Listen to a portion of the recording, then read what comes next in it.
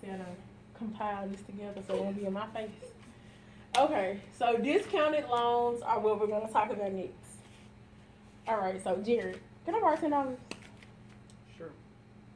How much interest would I have to pay you back in order to get this money from you?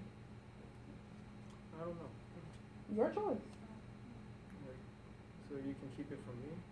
No, I have to just to borrow it. I have to pay you interest back. So how much should I pay you back?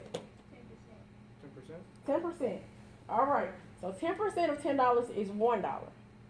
So that means typically I'll be paying you $11 back. But with a discount loan, you take your dollar off top.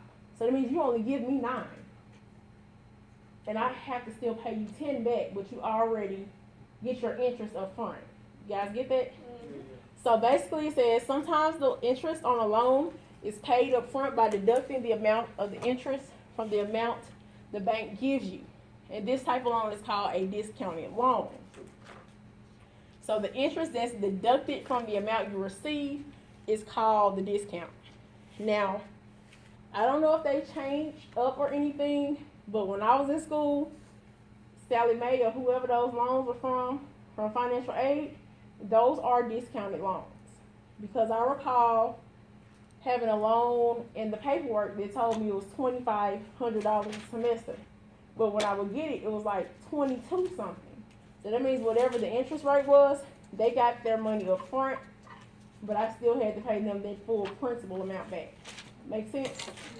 So if you ever take out a loan and you see that it's less than what they told you, it's discounted, so you may want to ask them questions.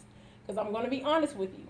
When you go out here to some of these places, they're going to do whatever or say whatever because they know that people don't know the difference. So you know how we're going over this simple interest that's a one-time fee? In the next section, we're going over compound interest. Have y'all ever heard of that? No. So it's one, and that's because you've been doing the work or before that. Okay, compound interest is kind of like this. It can be done annually, so once a year, semi-annually, twice, 4 times a year, monthly, or even daily. And credit cards are like an example of daily, because that means every day you're getting interest taxed on. Or when you pay quarterly, it's an interest after that on top of an interest on top of an interest. So you're spending out what? More money. So the point is, if you don't know, then how can you know if you go to a car dealership and they tell you where your loan is compounded versus you have a simple one-time interest? You wouldn't know, but now you know to ask those questions. All right, so this is our last example for today. And we still kind of do the same thing, but I'm going to tell you where the twist comes in. So a student obtained a 2-year, 4-year loan for college tuition. The rate was 9% simple interest, and the loan was a discounted loan. We're going to find the discount. We're going to find the amount of money the student received, and then we're going to find the true interest rate. So pretty much it's the same exact thing we've been doing with a different name. Does that make sense? And it's only a different name because of a different type of situation. So I'll give you a second to see if you can execute that. And I'm going to call the roll. And then we'll work it together. Let's see who's here. I'm going to go from who I know. Kylie is here. Jared is here. It's not, let's see, who other name? Kaylin? Kylie? Kylie. I said your name first. Kylie.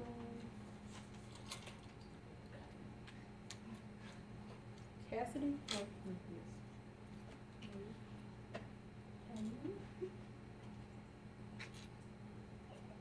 Let's see, who else am I familiar with that's typically here?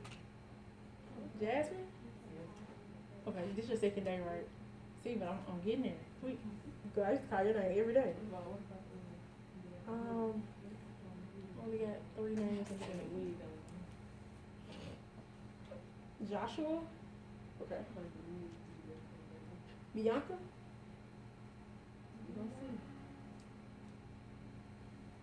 Shakira? Not here.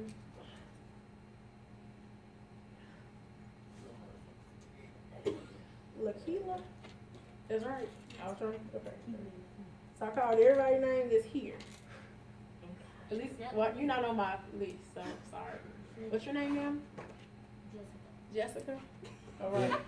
I'll make sure I let them know you're coming to class. That's not my name. Oh, I don't know. So, what's your name? Asia.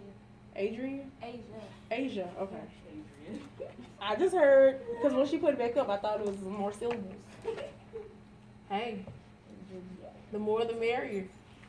Class still gonna go on as we see.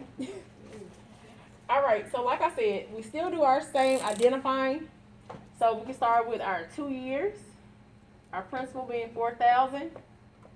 We're looking for the interest, and we know that our rate is 0.09 for 9%. Was everybody okay with finding that? Mm-hmm.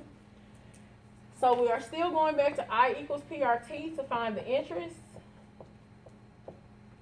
So we get 4,000 times 0.09 times 2. And you should have got 720. Right? Alright, so the difference is this. This is our interest. At any time, it's considered interest. The only time it's considered the discount is if they're telling you it's the discount loan.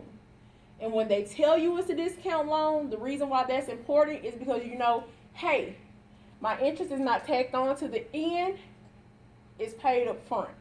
Everybody get that? So you remember we did future value where A was equal to P plus I for the whole entirety of what you're paying? In this case, we can do A is equal to P minus I to see how much money you're actually getting after the discount. So we have 4,000 subtracting 720, and the actual amount we're getting is $3,280. We're actually in our pocket seeing $3,280. Hey, why you subtract 720 again? Because in a discount, remember, they take their interest off top. Oh, okay. So even though you get this back in your hand, you still end up having to pay still that 4,000 back. So the last thing we're going to do is find the true interest rate, meaning we're going to do what? Find a rate. So now the difference is this. They gave us that our interest rate was 9% of our initial loan, right? Mm-hmm. But finding the true interest rate allows us to know how much it really was from what we got. Mm-hmm. So we're going to take the new number of what we had put in our pocket, and that's our new principal. So we're going to use R is equal to I over PT, where we have 720 as the interest or discount, still the same thing. And we're going to divide it by 3,280 times 2. We can go ahead and execute for our denominator. And I think it's 6560.